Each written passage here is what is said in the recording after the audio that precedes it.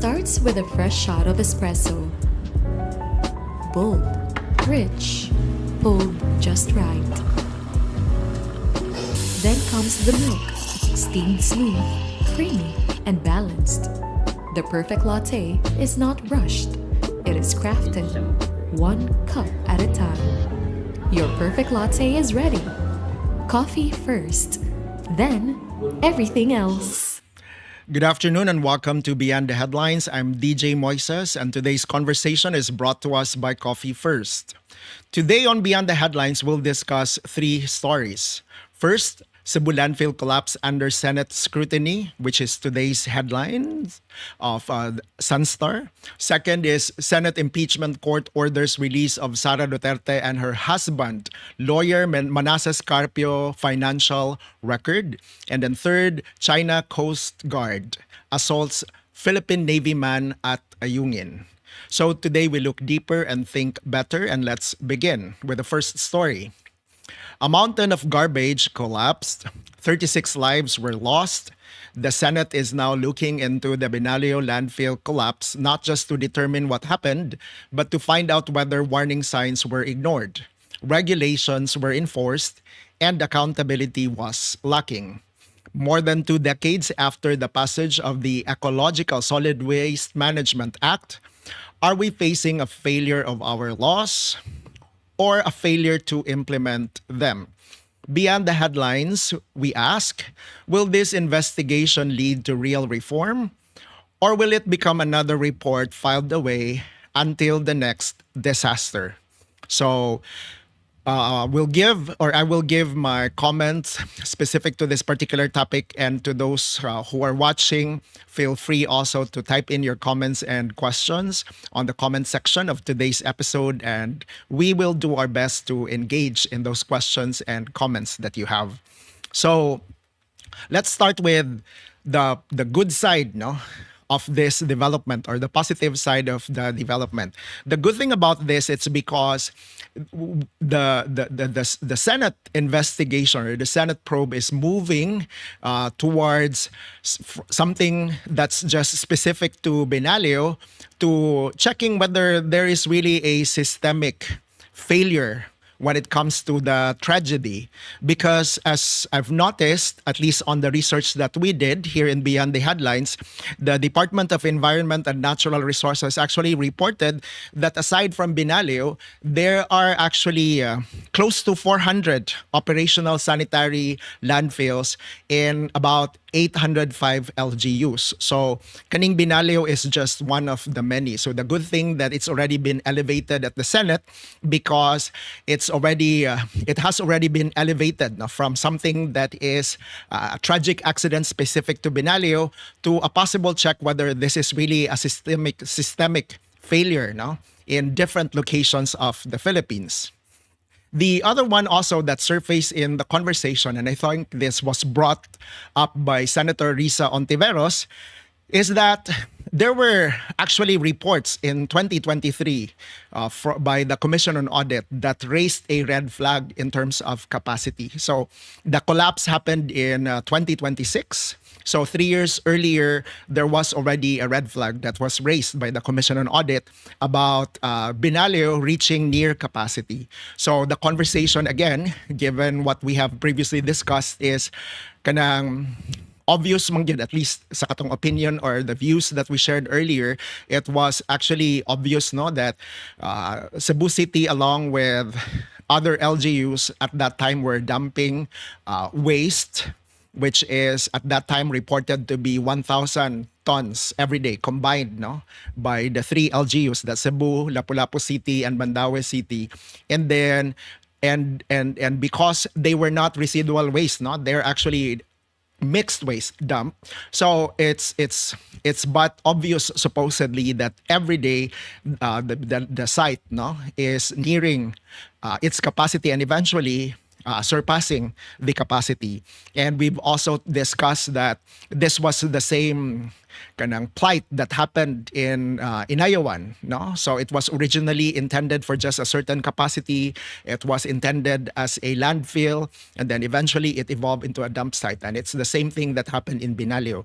So now this is an added support because as early as 2023, as surfaced by Senator Risa Ontivero, the Commission on Audit actually have already raised a red flag that as early as 2023, it was already nearing capacity. The other good thing about this development is because it's also examining Republic Act 9003 in its implementation. And we're not just talking about implementation in Cebu, but implementation in 804 other LGUs, no? Kung ni function ba gyud ning kon, because if we recall, aside from RA 9003 prohibiting dump sites from operating, RA 9003 is just stating that what goes into the landfill supposedly are residual waste. So that means katong mga biodegradable waste should have been composted, and then katong mga recyclable waste should have been recycled. Anya ang mabili na lang gid unta ang ibutang dito sa dump site.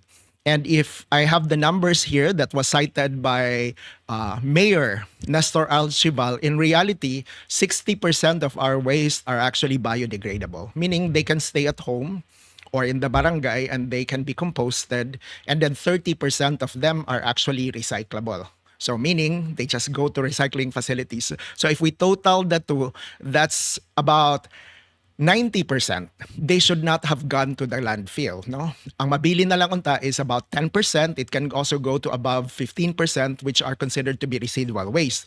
And then going back to the conversation on RA 9003, kanira gyud untang 10 to 15% of our waste should have been transported to the landfill. But as we know, that's why this is a good conversation, this also was not implemented, no? Because if we visit, I would bet, no, not just in Cebu, but in the over other 800 other LGUs na nag-operate og dump sites, I could actually anticipate that majority of this are not dump sites, but are not landfills, but are actually dump sites. And the other one also is what I'm hoping about this conversation is this will open to legislative reforms, because again, this is not just isolated in Cebu. So when we say legislative kanang reforms, I'm actually hoping that this could result into better engineering in terms of management of our landfills, a long-term solution, no? Such as waste to energy, which is not just applicable to Cebu, but in other LGUs as well. And then the support of composting and recycling facilities and other better accountability mechanisms. So to me, this is a positive development. But the other thing lang also, just for the general public, no, everyday Cebuano or everyday Filipino like me, no, Filipinos like me, I hope kani siya nga investigation is not the usual investigation in which there will just be conversations in the Senate, and then there will be debates in the Senate, and then after the next controversy that will replace this, kalimta na lang po din nato, it will be filed away, and then eventually balikan na lang nato until the next tragedy. And I am saying this not because I'm kanang bitter about our system, but this is also the pattern, no, that we've been seeing over time na kanang mag-investigate ang Senate, there's a probe, and then eventually ma-deprioritize na siya given other investigations and other pressing matters also that they are having. And if we recall also, the Senate right now has committed 3 days in a week, no, just for the impeachment. So I wonder, ni dapit sa ila ang priorities, no, eventually. So kita pod na mga public, let's continue to monitor this now so that we would also continue to elevate the pressure on our legislators to consider this as part of the priority. And then the other thing also is balik-balik na po niya nga pattern nga I think ang problema gid nato generally in the Philippines and also in Cebu is not the absence of law but also kanang implementation. Because if we just look at RA 9003, klaro man siya, number 1, dump sites are prohibited. So where was the teeth, no, or where is the teeth of the law? Number 2, dapat ang ibutang dito sa landfill is kuan ra gyud unta, residual waste, no? Kay i-compose ang biodegradable, which is 60%, and then i-recycle ang katong recyclables, which is 30% of the waste. But as we can see, gilabay raman dito tanan. So again, there is a law, pero there is no enforcement of the law. And then when it comes to penalties, kanang ubay-ubay na ginunta ang nagbayad ani, because supposedly for a first offense, that's 500,000, no? Plus 5% to 10% on the violator's net annual income. So kaniyantang prime waste karon, who is managing the area, if we just look at Cebu City, then pila na unta ka penalties ang ilaang na nabayran, no? But we're not hearing any of those. And we're just talking about the first offense, because supposedly the second offense and then the subsequent offense, no, is 300,000 to 1 million, no, at the discretion of the court. And then this could also kanang result to suspension or dismissal in addition to criminal liability. But as we can see, at least in the case here in Cebu City, prime waste is still, I'm not hearing that they've been penalized. I'm not also hearing that there were criminal liabilities that were kanang filed against them. And in fact, with the last development that we heard, sila pa gani gihapon ang waste management facility, no,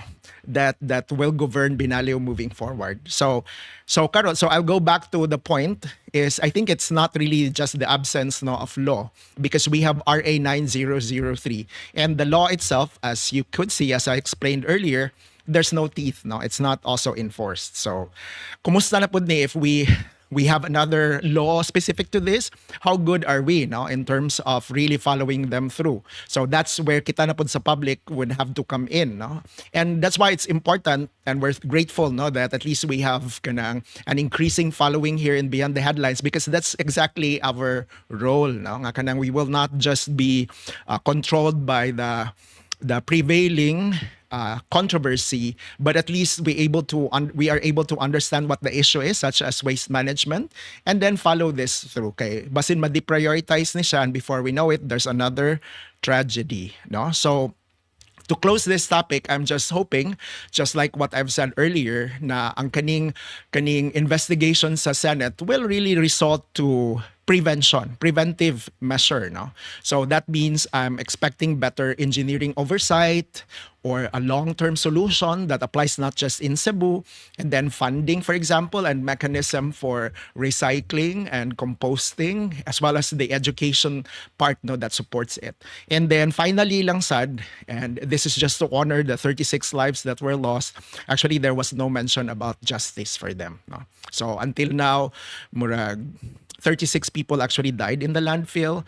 I'm not hearing that there is a probe that's being done, or if it's being done, that it's ongoing and it's reaching to a certain piece of a resolution. It looks like it's been silent, no? So I'm also praying and hoping for the justice of the 36 lives that were lost in Binaliw. So now let's move to the second story, no?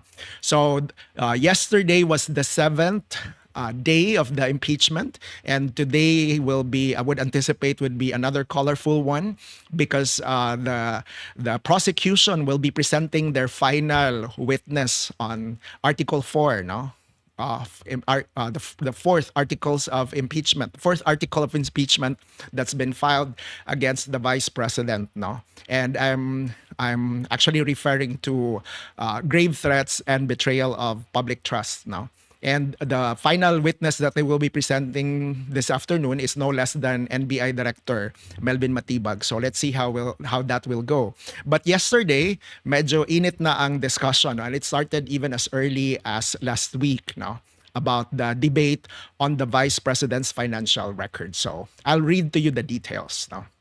So the Senate Impeachment Court has granted the House Prosecution Panel's request to issue subpoena for the financial records of Vice President Sara Duterte, her husband, lawyer Manasseh Carpio, and several businesses linked to them from 2007 to 2021.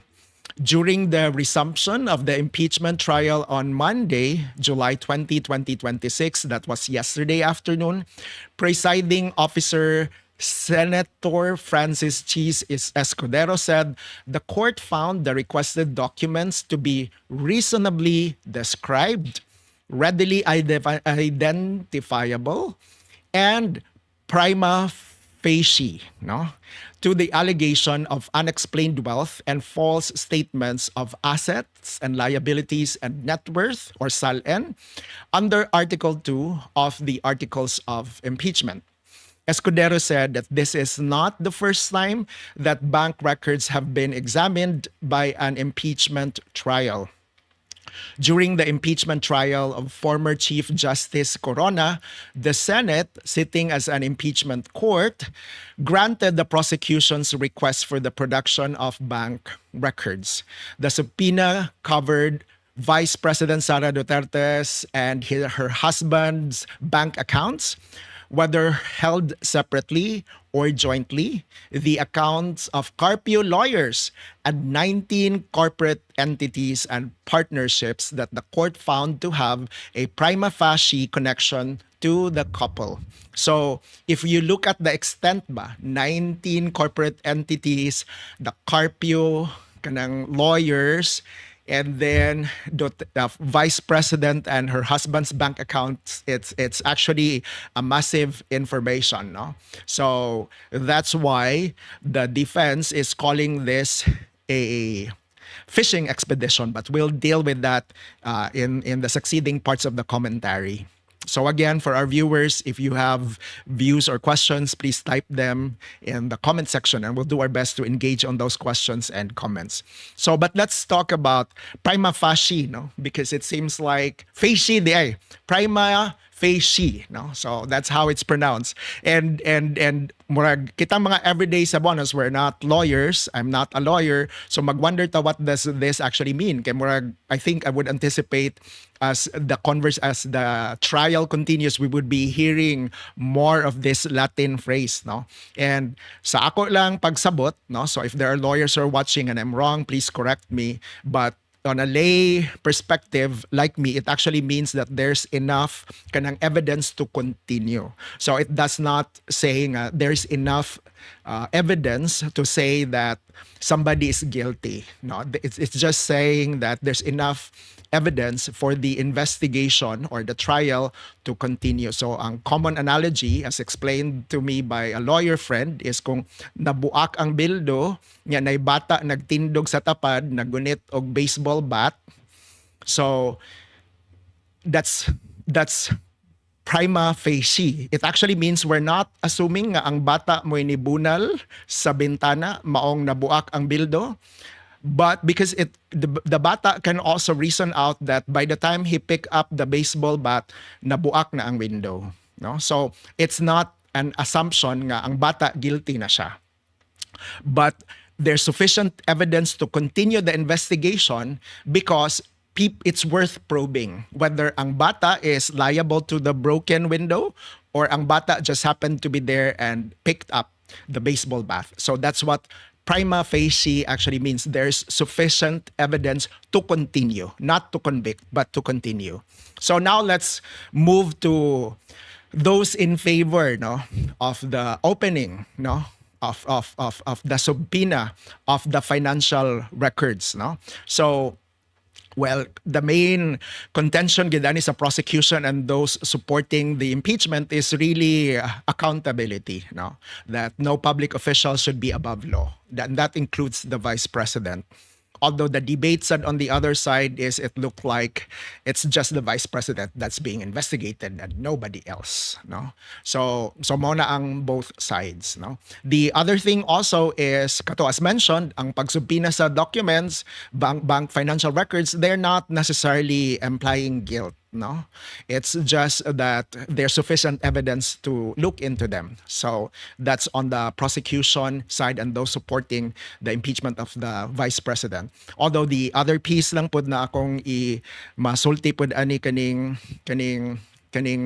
opening of bank records is how I wish this is also done but to other officials. So again, mubalik na gyud ta sa kanang it's check for accountability, it's check for kanang looking at financial records because they could be good places to prove or disprove that somebody is guilty of corruption, but I'm also hopeful that it happens to everybody that's suspect, no, not just one. Now speaking of this side, the reason why katong when we would be discussing na murag, this is one of the more interesting articles of impeachment that's filed in to against the vice president, because for me this one could tell, no, or which side eventually the trial would head, at least, no, from what I'm seeing. Because if the financial records will prove that the vice president is guilty of corruption, for example, then that supports prosecution. But probing the financial records would actually not yield to anything, then it's also good defense to the vice president, because once and for all, kaning iyang salen og bank records have always been discussed extensively. So once and for all, these are going to be opened, and then if there's sufficient evidence, then the public will know. But if there are no sufficient evidence, in spite of people citing this, then it's a good defense on the side. So it can go either way depending on what they will find out, no? And the other thing, which I actually said, the defense is calling this a fishing expedition. What does that mean? The defense actually felt like there's a wider net that's cast in the Pacific Ocean, and then with the prosecution hoping that they would catch a certain number of fish. But the Pacific Ocean, I'm just doing the analogy, is just too huge, no? So that's why they're contesting, anong you wanna probe the Pacific Ocean, man? Why don't you be more specific, no? Is that din based on the study of Bureau of Fisheries, no? I'm just using the same analogy. So that's why they're calling it kanang a fishing expedition. Because per their defense, it actually states na if they really are saying that the vice president truly has unexplained wealth, no? So this is the article of impeachment that's filed against her. Then by now, during the Justice Committee hearing, they could have had already specific evidence against the vice president. So what are these possible specific evidence? COA reports. And as we could say, di ba, ang COA reports mixed man siya. I think in 2025, the COA actually cleared the vice president, if I remember it correctly. And then in some reports also, the office of the vice president was asked to return the fund, no? So it's mixed con. So on the part of the defense, they said na when the articles of impeachment should have been filed in the Senate, the evidence should have been more clear. It's not like, let's take a look at the financial records and then let's see if we find anything. That's why they call it a fishing expedition, because the defense, per my understanding, would rather have the vice president has unexplained wealth according to a COA report or according to a witness testimony, no? So that's what the defense is actually arguing. That's why they're saying wala pa di sila ebidensya. That's why they are summoning all the financial reports, abrihan ni siya nato, and then we will find out from there, no? Which the defense would say a violation of the vice president's constitutional rights, no? So, but as we know, the Senate agreed to the prosecution. So the bank records, no, of the vice president, her husband, the corporate lawyers of her husband's law firm, as well as the businesses that they have. So 19, duhara ang wala na include sa 19. So 17 corporations associated with the vice president, no? The financial records will be opened. So let's see, no, how this will go, no? So going back to tie this part of today's story and commentary, this is a balance of accountability, because there's just, our public officials should not be above the law. The other piece lang is, how is accountability being delivered? Is it just in one part of the equation and those who are against the administration, or this is really accountability for all, regardless of their political leanings? And then the other one is the question on due process, no? Because there are also kanang legitimate perspective coming from the defense, saying that this is really a fishing expedition. But since na naman ta ani nga part, no, the Senate has already decided, they have agreed with the prosecution to open the financial records. I am just hoping that as this piece of the trial will progress, it's going to be a balanced view, no, about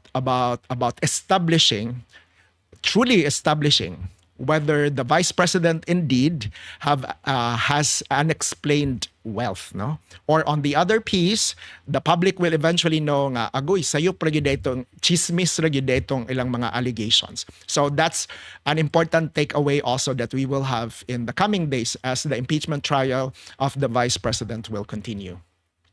And now on our final story today, this is on the incident, no, involving the Chinese Coast Guard and the Philippine Navy. So a Philippine Navy personnel was injured after he was assaulted by members of the China Coast Guard during a confrontation at Ayungin Shoal on Monday, according to the Armed Forces of the Philippines. The Department of Foreign Affairs and the Department of National Defense and the National Task Force for West Philippine Sea strongly condemned the attack on a Filipino serviceman, which took place well within the Philippines' exclusive economic zone, or EEZ, and continental shelf.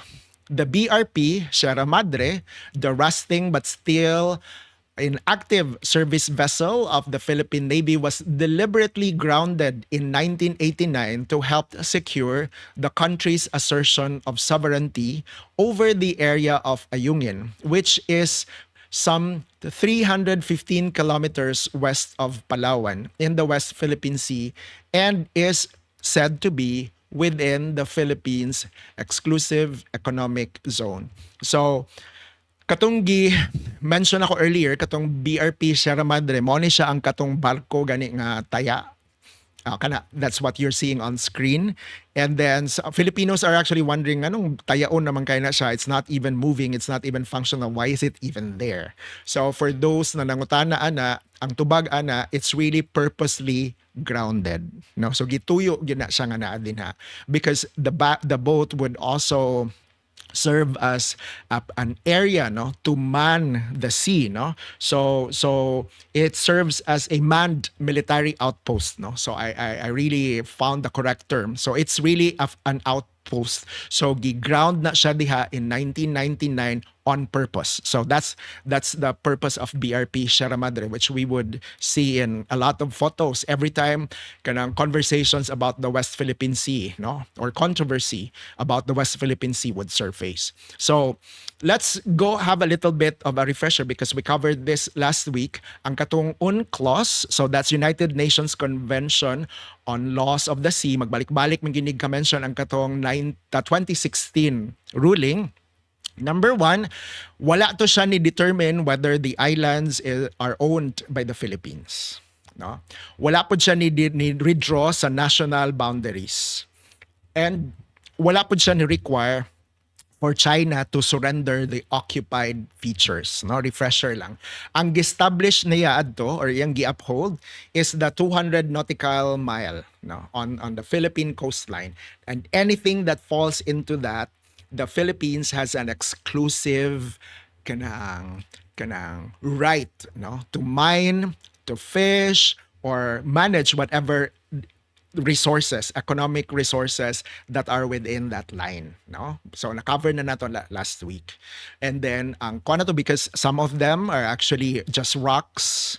So wala sila 200 nautical mile na territory, and some of them are also sandbars kanang mo surface lang during low tide. So in principle then, even if wala gyud ni declare ang UN nga we own the island, but the fact that they don't have a 200 nautical mile zone by themselves, so they are part of the Philippines exclusive economic zone, or EEZ. So ang question na kasagaran yun every time incidents like this happen is, why is the Philippines not demonstrating enough teeth, no, nga kanang mabuli-buli raman ta, no, by China in that area, no. So the Philippines is not necessarily assertive. I think we need to qualify, no, when we say we don't want aggression, because aggression meaning atako na to ang China, but we just wish that the Philippine government is more assertive, meaning we are asserting our presence in the area, no? And some people are already saying na kung mabuli-buli raman data in an area that's already been upholded as our exclusive economic zone, then we're also losing face.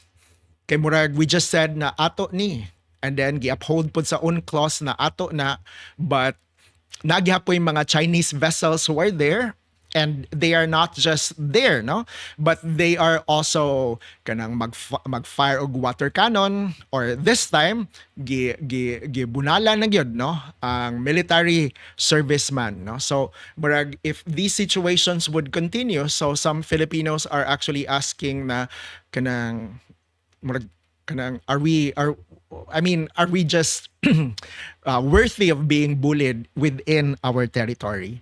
But on the other side, said, if you recall, we had an episode of this, no, last year, no, and the explanation is it's really to avoid escalation, no. Okay, if the Philippines also would have an aggressive stand, meaning we would fire back, mamunal sadta, for example, then that response could trigger a greater force, no, that would shift the narrative in the West Philippine Sea. So when we say shift the narrative, we're actually talking about an escalated fight, no, or even a possible mag-gira na ta, no, and there are questions like how ready are we, so no.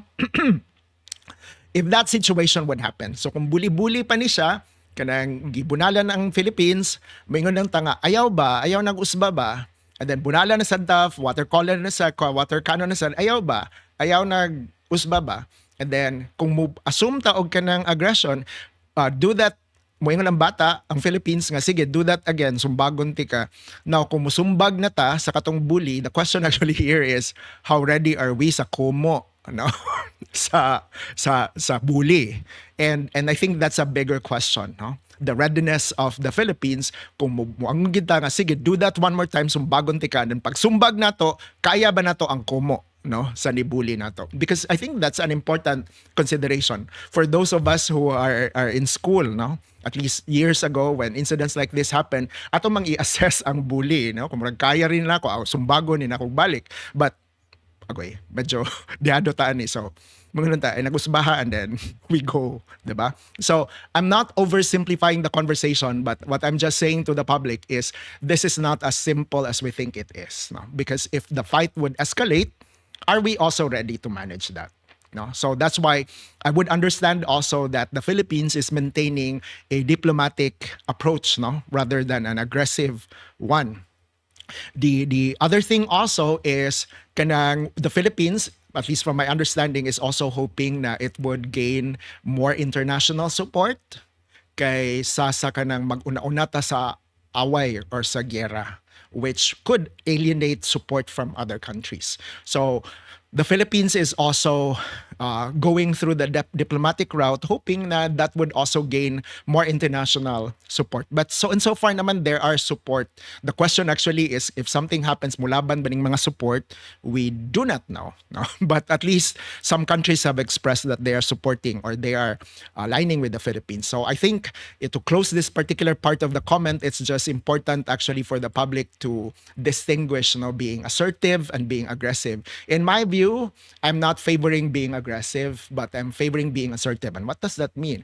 More presence in that area, no? Okay, I think pod if ang katong bully makakabantay pod siya nga we have a solid presence in the area that could prevent such incidents to happen, then magduha-duha pod sila og kanang bully. Okay? The sad part man good, murag nagkasamot naman good siya. Sa una, it's just water cannon, no? And these are not funny cannons actually, no, if we look at the footage. Now karon na nagyoy physical harm na gyud na gi-inflict. So in short, the situation in that context is not getting better. So hopefully the Philippine government, I would still go for the diplomatic route, but I'm actually hoping that there will be better assertion this time, not aggression, but assertion of our exclusive economic zone, our right in our exclusive economic zone. So before I close, in case you have questions or comments on the three topics that we discussed this afternoon, drop them at the comment section and we will do our best to engage on them. So whether it's ensuring public safety after a disaster, demanding transparency from our leaders, or defending our sovereignty at sea, accountability remains at the heart of good governance. Whether it's ensuring public safety after the disaster, these are essentials. Now, because the headlines tell us what happened, but understanding why they matter helps us become more informed citizen and a stronger democracy. So I'm DJ Moises. This is Beyond the Headlines. Have a good afternoon.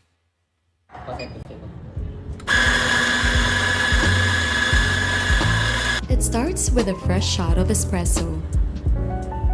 Bold, rich, pulled just right. Then comes the milk, steamed smooth, creamy, and balanced. The perfect latte is not rushed. It is crafted, one cup at a time. Your perfect latte is ready. Coffee first, then everything else.